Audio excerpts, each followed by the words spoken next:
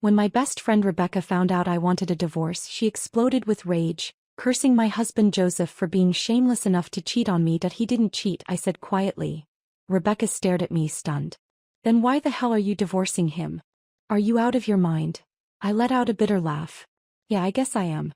I've been out of my mind for way too many years. Joseph texted me, asking me to bring him the documents he needed for a meeting today. Before I even reached his office, I could hear laughter spilling out from inside. What does Marilyn even do all day since she doesn't work?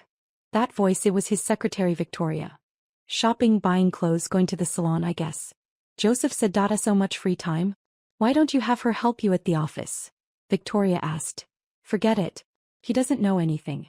She'd just get in the way. Victoria laughed, then sighed with a hint of envy. Marilyn's so lucky she doesn't have to lift a finger and still has everything. Unlike me, I have to fight for every little thing on my own. Joseph chuckled softly. Sounds like we're in the same boat.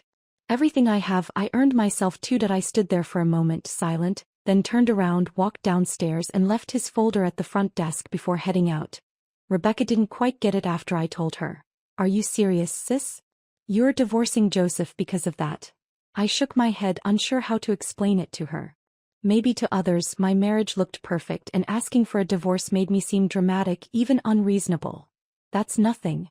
I thought Joseph, the perfect husband, had cheated on you or something. No single snowflake causes an avalanche. Joseph and I grew up together. We were childhood friends, next-door neighbors. We were the same age, attended the same schools. I was always the top student. Joseph was second. After high school we went to the same college, even chose the same major. I always knew he liked me. When he finally confessed, I told him, if you can beat me and become the top of our class, I'll date you. And he did. So we got together. After afternoon tea with Rebecca, we were about to part ways when she gave me a worried look. Marilyn, don't be impulsive, okay? Divorce isn't something you do out of spite. Think it through. I waved goodbye with a smile. The moment I turned around, tears streamed down my face. I had thought it through. I'd thought it through 1,000 times. But it still hurt. When I got home, Joseph wasn't there. It didn't matter how late I came back, he was rarely home since his company had grown. The house was always empty. Joseph was allergic to fur, so we didn't even have a dog. I'd gotten used to the cold, hollow silence. Funny how I used to be terrified of being alone. My life had always been filled with friends, noise, people. But after marrying Joseph, my entire world revolved around him. I lost touch with most of my friends. And now, standing in this lifeless house, I couldn't help but mock myself. When did I become this version of me? Half asleep, I felt a cold body press against me. Before I could open my eyes, had already pulled half my clothes off and started kissing me. Stop. I'm tired. My rejection made Joseph pause for a second. Then he chuckled softly. Don't be like this. You're really upset just because Victoria teased you a little? That's just how she is, don't take it personally. That's when I realized Rebecca must have told him what I'd said over tea, probably with some helpful advice sprinkled in. Joseph's hands grew bolder, but I pushed him away forcefully. I said no. I'm tired. He rolled off me, clearly annoyed, his voice sharp with frustration. Seriously? You're making a big deal out of nothing. Victoria's just someone who had a crush on me back in college. It's ancient history, why can't you let it go? Yes, Victoria had chased after Joseph in college. We were all in the same year, though I barely knew her.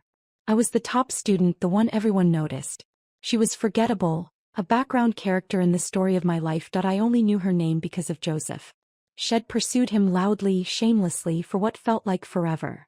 When Joseph and I started dating, she even got drunk and screamed her heart out over the campus radio, making sure the whole school knew.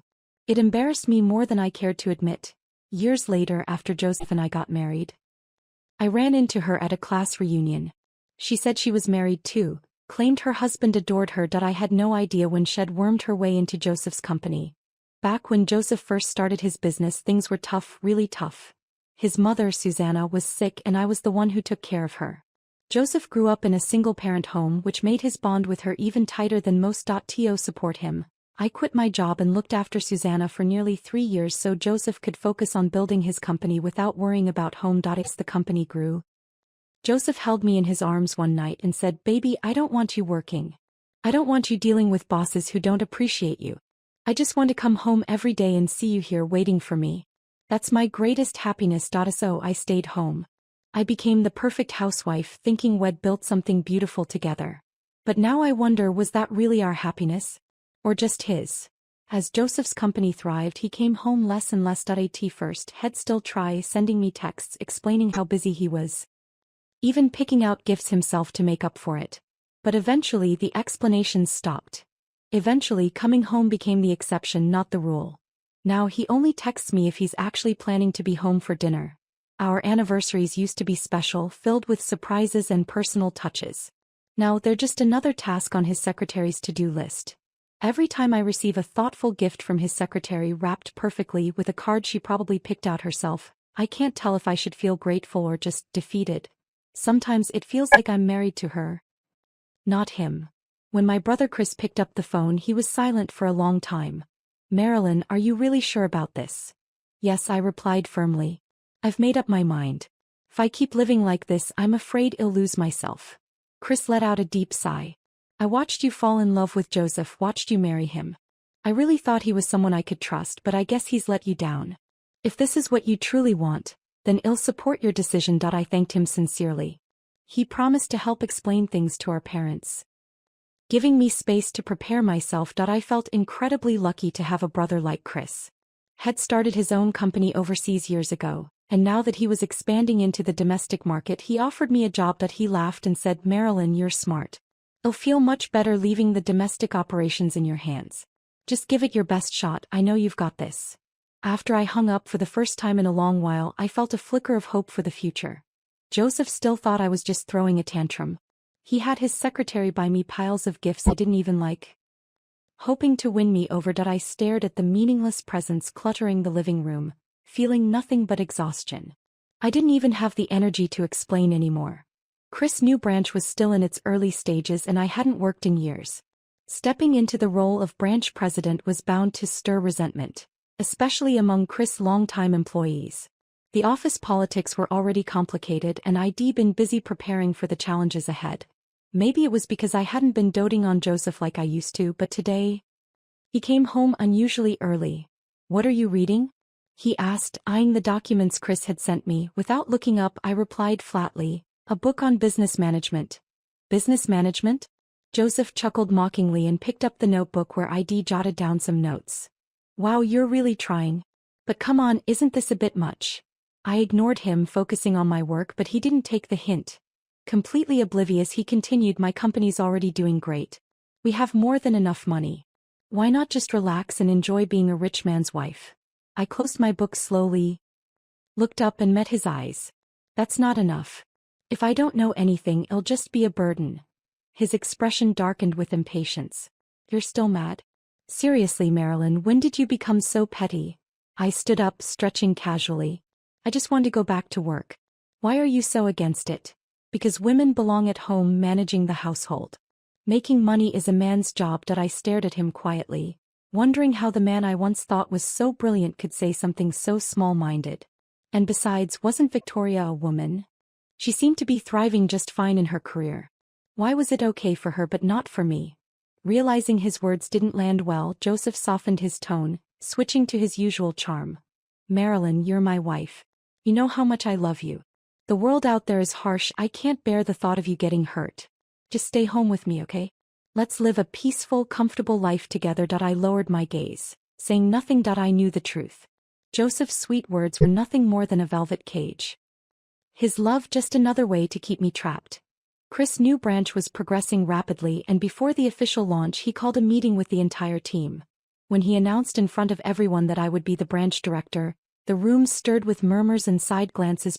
One voice stood out. Dennis, one of Chris' longtime subordinates, had been with Chris since the early days of the company, and by seniority alone, that position should have been his. His dissatisfaction was thinly veiled behind a polite smile. Apologies if I'm being blunt, Mrs. Spencer, he began, his tone dripping with faux civility. But you've been a housewife, haven't you? No offense, but how exactly does someone with virtually no work experience qualify to run a company? Chris shot me a worried glance, but I smiled calmly and addressed Dennis with measured politeness. We haven't even started working yet, and you're already questioning my capabilities. Isn't that a bit premature? If you truly doubt me, then wait until we're in the thick of it. Challenge me with facts, not assumptions built on thin air. Some people still looked unconvinced, shifting uncomfortably in their seats. So I continued that I know some of you think I'm only here because of Chris, and I understand why that might bother you. But all I ask is a chance to prove myself. I'm confident that, in time, I'll earn your respect. After the meeting, Chris laughed, saying he hadn't seen me that poised and confident in years. He was proud of me. That I gave an awkward chuckle. Chris, honestly, I was terrified. My hands were shaking the whole time. But I couldn't back down. It's just like in relationships, once you start compromising, once you start shrinking yourself to fit someone else's expectations, you'll eventually lose everything. Having said that out loud, I knew I had to live up to my words. There was no turning back. So I buried myself in late-night study sessions, determined to prove not just to them but to myself that I was capable. Eventually Joseph had enough. Marilyn, how long are you going to keep up this nonsense? You'll never get into my company. No matter how hard you try, it's pointless. And just like that, it was clear Joseph had never believed in me. Not even a little. That I don't want to work for your company, I replied coolly. I can find my own job. For a brief moment he seemed relieved, like I'd finally snapped out of some ridiculous daydream. Sweetheart, he said, softening his voice like he was doing me a favor, you're just a housewife. No company is going to hire you. Marilyn, no one sees the effort you're putting in. That's just reality. I shrugged, unfazed. Well, how can anyone know for sure if I don't at least try? Lately, Dennis had been in a foul mood. Word around the office was that he'd been negotiating with a new client for weeks, only to be ghosted at the last minute.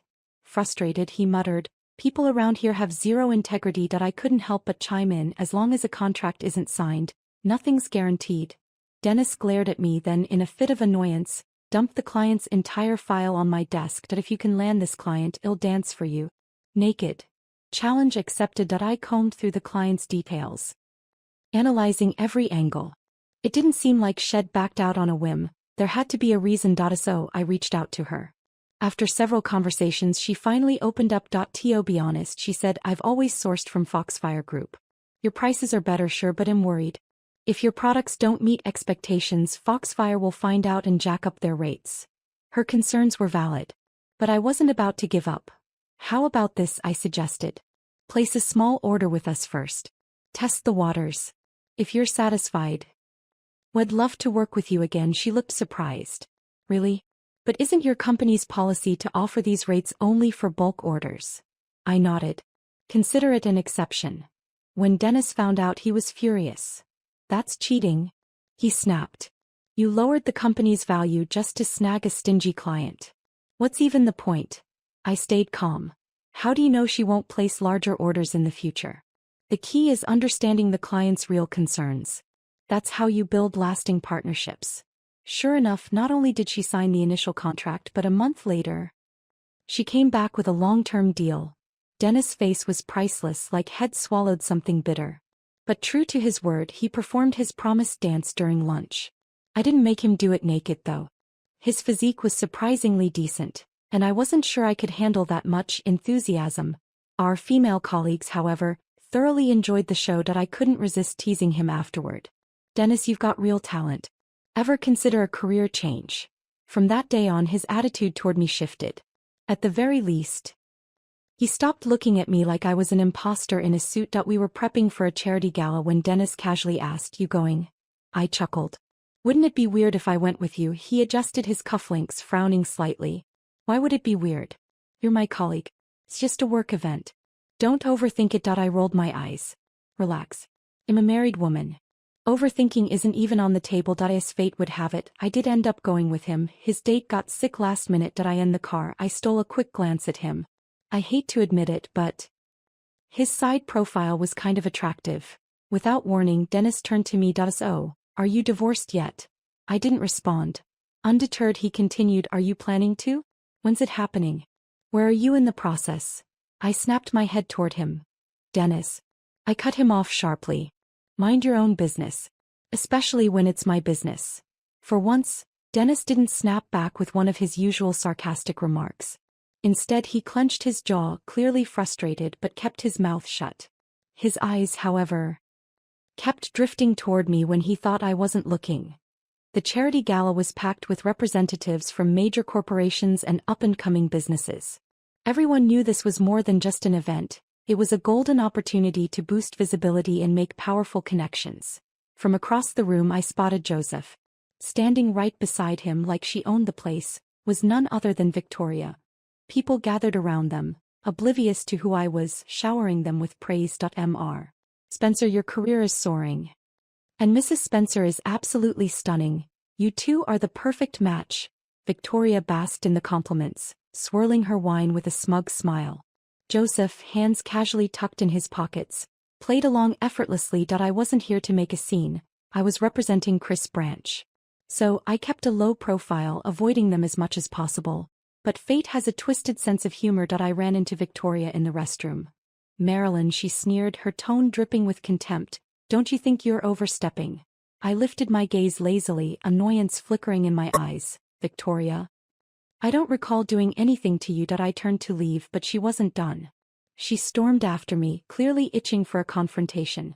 Marilyn, don't drag Joseph down with your nonsense. Do you have any idea how hard he's worked to get where he is? Don't cause trouble tonight. I stopped abruptly, turning to face her with a cold smile. Sweetheart, you're the only one here obsessing over Joseph. I have no intention of doing anything. Relax. Her jaw tightened, and for a second, I swore I could hear her teeth grinding. She grabbed my arm. As long as I'm around, I won't let you bother Joseph. Her little scene attracted attention. A small crowd gathered, among them Joseph. His eyes flickered with surprise when he saw me, but it quickly morphed into annoyance as his brows knitted together. Marilyn, isn't this a bit much? Following me here? Seriously? I let out a short, incredulous laugh. Joseph, for the love of God, stop flattering yourself. I was invited here just like everyone else. I'm busy, trust me, I don't have time to stalk you. Don't lie, he snapped. You're just here to spy on me, right? To see if I'm really working? Well, there you go. Satisfied? Now you can go home. I was about to fire back when a firm hand landed on my shoulder. Dennis. Marilyn, sneaking off to Slack again? We've got a ton of CEOs waiting to meet us. Let's go. His words hung in the air, thick with implication. Joseph and Victoria's faces were priceless, pure disbelief as they both looked me up and down as if trying to reconcile what they'd just heard. After a tense beat, Joseph broke the silence.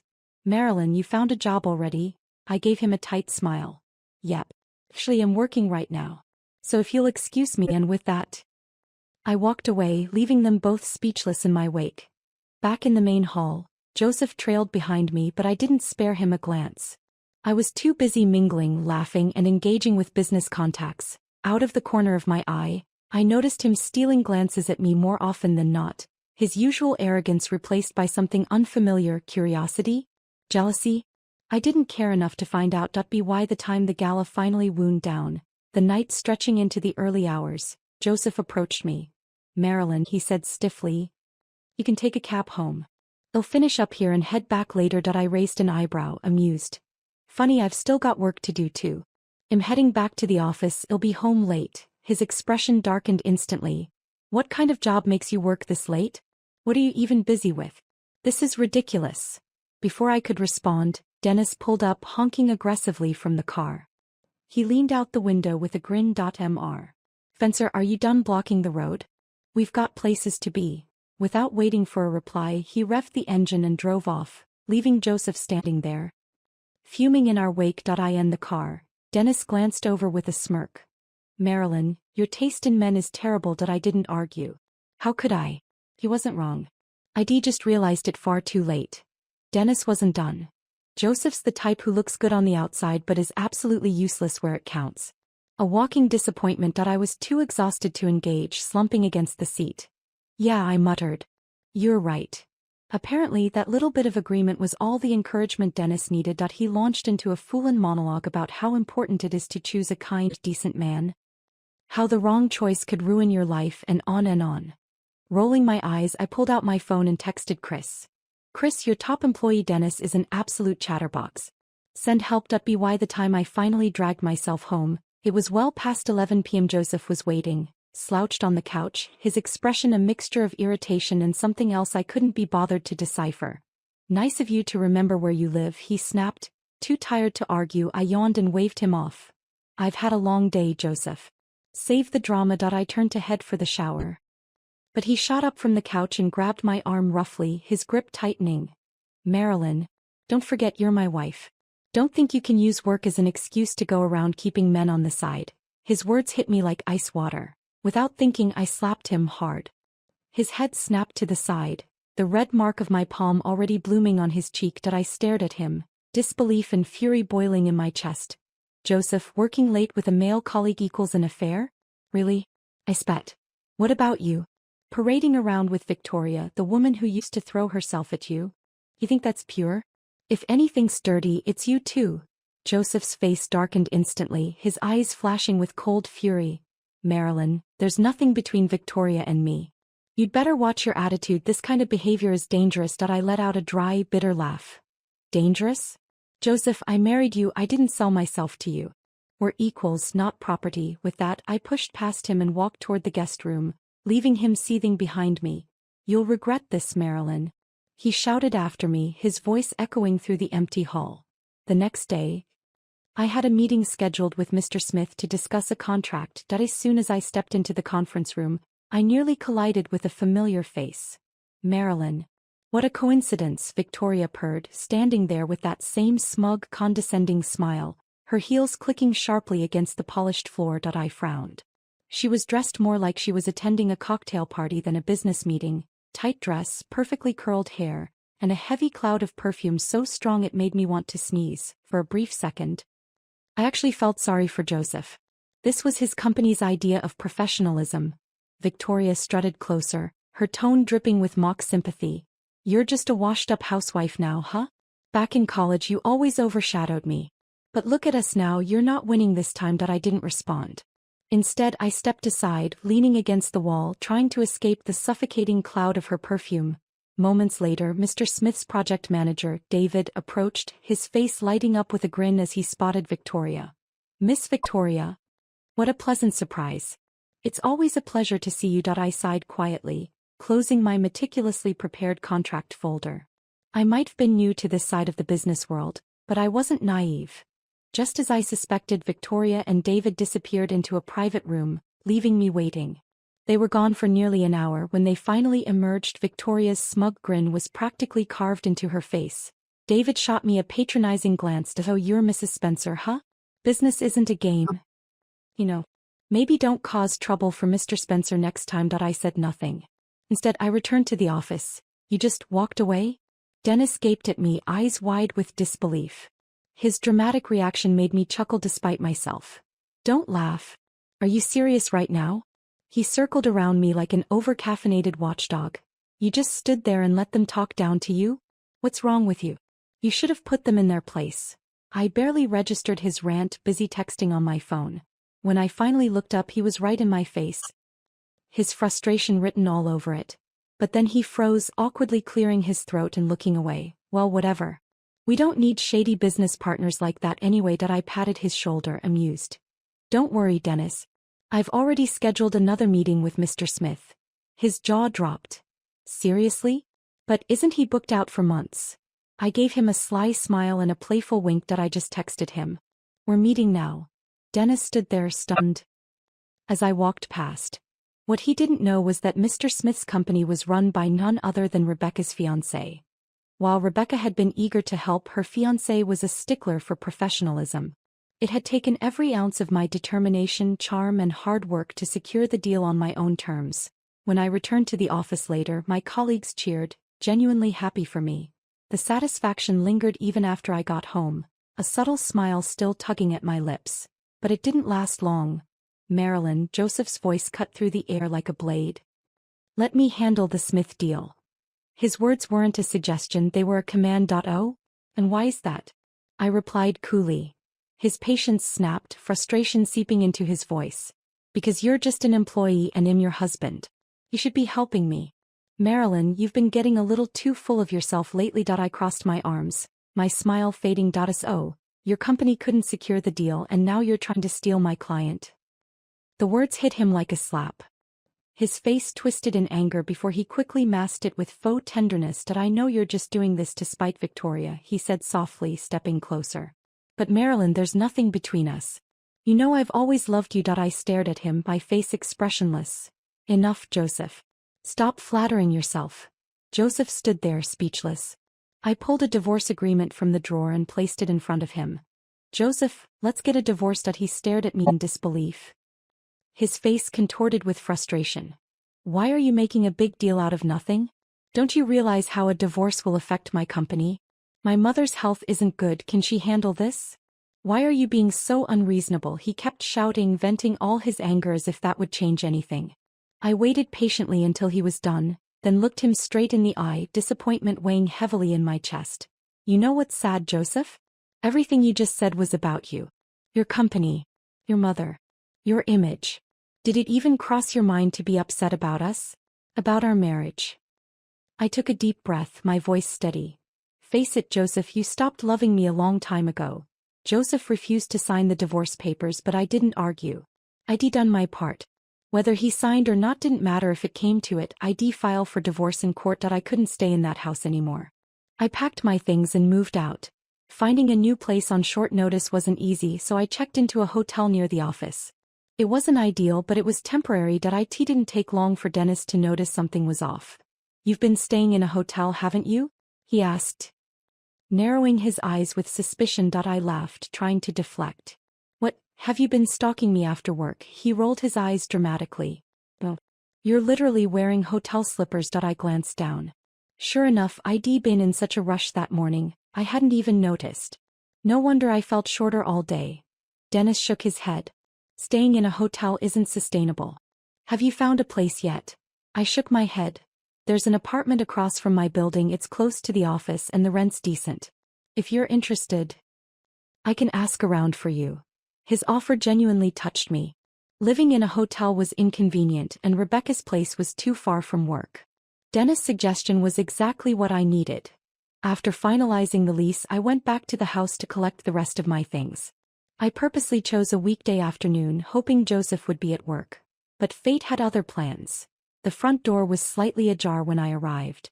From inside I heard a woman's voice. Joseph, I like you. I've never stopped liking you. It was Victoria. I stepped inside quietly, my heart pounding. There they were, Victoria's dress straps slipping off her shoulders as she clung to Joseph, who was wearing just a thin undershirt. I took a deep breath, pulled out my phone and snapped a photo. Evidence. Joseph was clearly drunk, slumped, his eyes glazed over. Victoria, on the other hand, saw me and smirked triumphantly, her arms tightening around him as if to say, look what I've got now. I'd always known deep down that something like this might happen. But knowing didn't make it hurt any less. My chest felt hollow, tears slipping down my face before I could stop them. This was the final nail in the coffin. The end of us. Later I sent Joseph the photo. It didn't take long before he called, practically begging to meet in person. When we met, his face was pale with panic. Marilyn, I swear I was drunk. I don't even remember what happened. I don't know what Victoria was doing. I kept my expression calm. I know. He didn't do anything, and it was true. I knew him well enough to recognize when he'd blacked out. That night he was clearly too drunk to be conscious of his actions.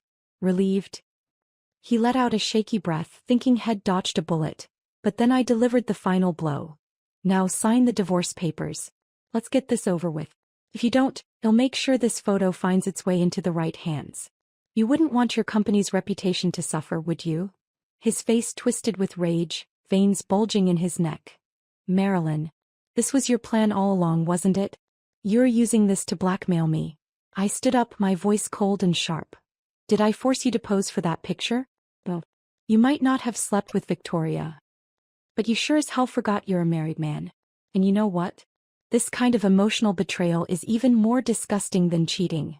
Without another word, I turned and walked away, this time for good. 3 months later, the divorce was finalized.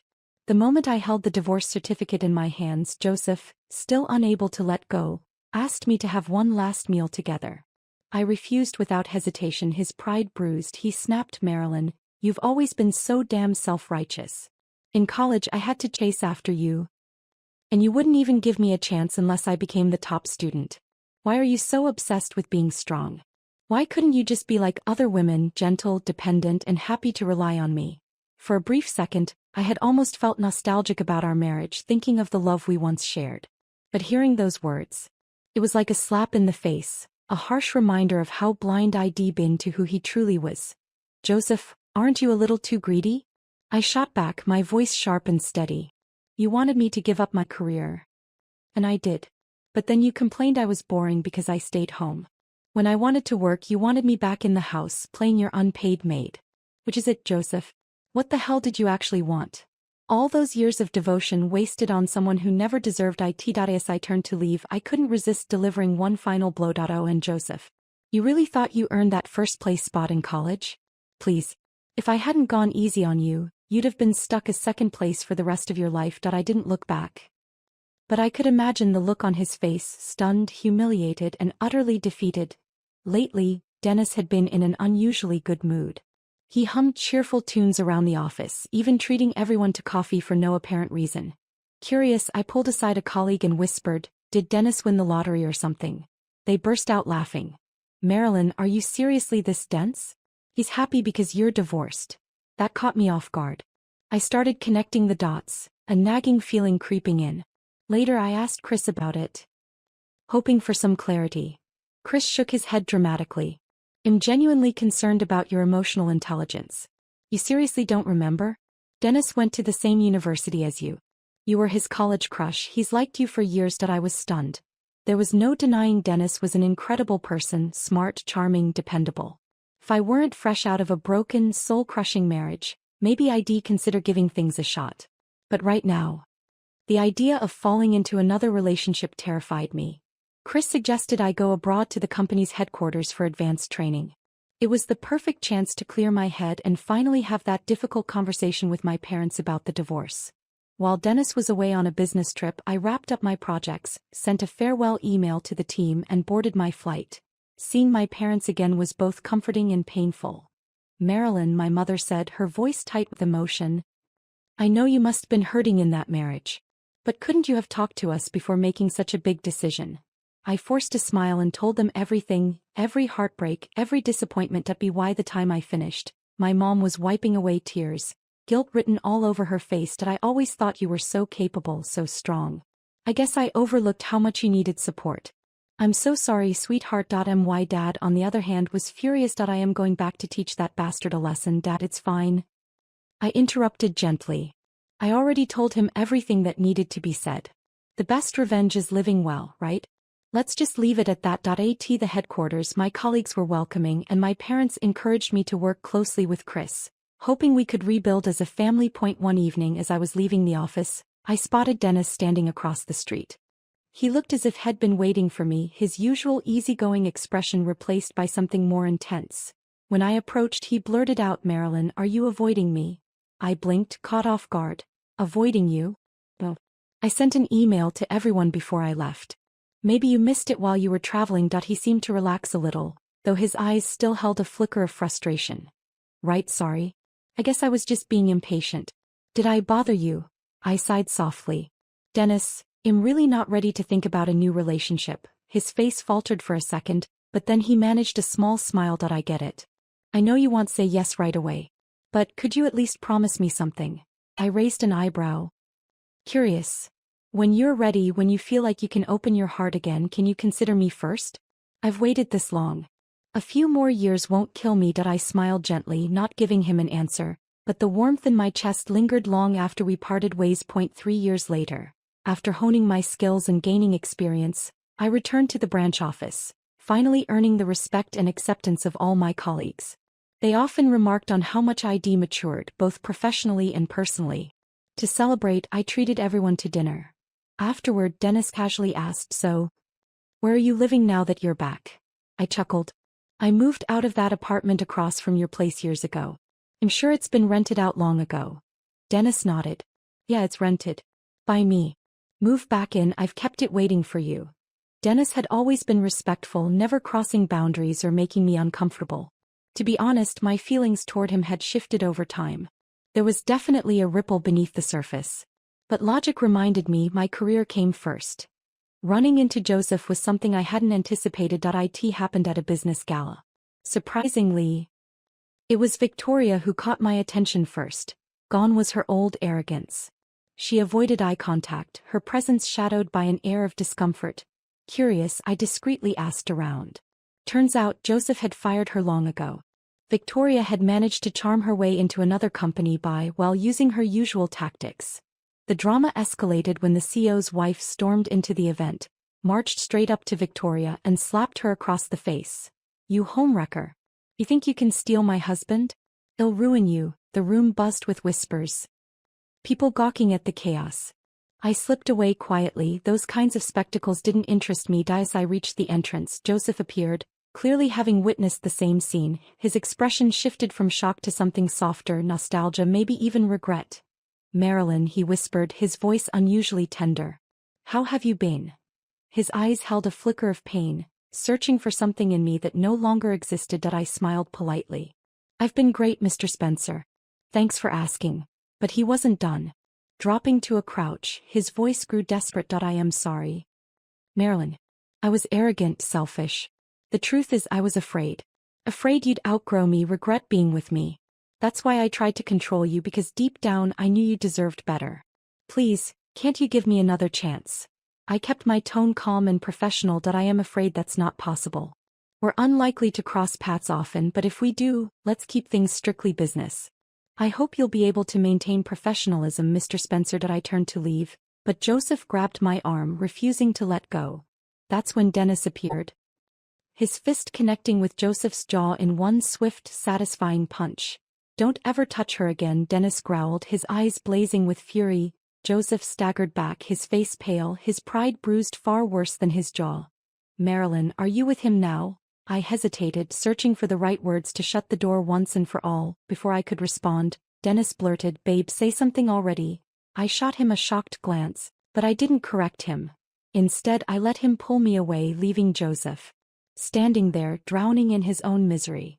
Joseph tried to contact me a few more times, but eventually even his mother intervened, begging him to stop disrupting my life. That's when he finally gave up for good. My career flourished, but of course my family had other concerns. "Dennis is a great guy," my mom pressed. "What's holding you back? Just because you had one failed marriage doesn't mean you'll never find love again. Don't sell yourself short." Chris chimed in, "Seriously, Marilyn. He's been crazy about you for years.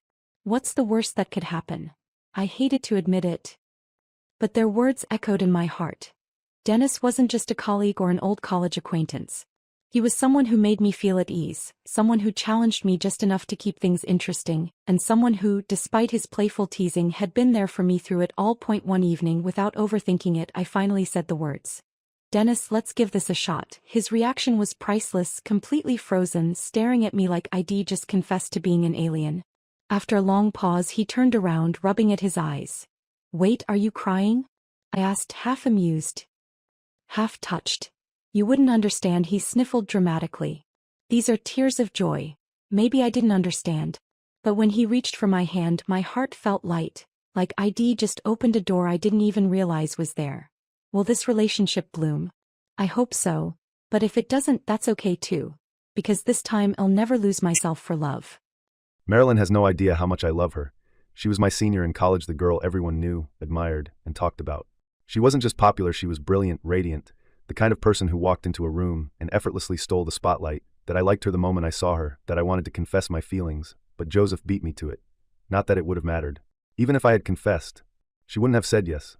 She liked people who challenged her, and Joseph played that role perfectly.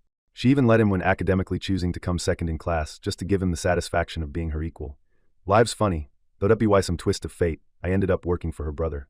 And when Chris decided to open a branch in our home country, I was the first to volunteer, not because of career ambitions, but because it meant I'd get to see her again. When I found out her marriage wasn't going well, I told myself to play it cool. The first time we met again, I acted skeptical of her, pretending to question her abilities. Truth was, I just wanted her to notice me. But over time, something incredible happened. She started to shine again, that same confident, dazzling Marilyn I'd admired in college. Working with her was pure joy. I'd find excuses to collaborate on projects, just to be near her, to hear her voice, to watch her mind in action. But she was still married. And as long as she was married, I couldn't cross that line. God, the day I overheard her telling Chris that I'm a chatterbox, I almost cried. Am I really that talkative? Maybe. But can you blame me? I just wanted to see her smile again, to hear her laugh, to remind her of the person she used to be. She doesn't know I rented not one, but 2 apartments from my friend, just so I could be close to her. Heck, I even sweet-talked my friend into lowering the rent, just so she'd move in without second-guessing it. 6 months later, she finally divorced Joseph. That I thought, this is it. My chance. But nope, she ran off to the headquarters abroad. Who the hell told her I liked her? I was devastated. But then I thought, screw it. She knows now. I'm done hiding that. I poured my heart out, told her exactly how I felt. I chased her persistently, shamelessly. She didn't say yes right away, but I didn't care. I wasn't going to give up, and then she said yes. After all these years, she finally said yes. That I told myself I wouldn't cry. But I did. Not out of sadness, but because after years of loving her from afar, I was finally holding her hand, that I am going to love her with everything I've got forever.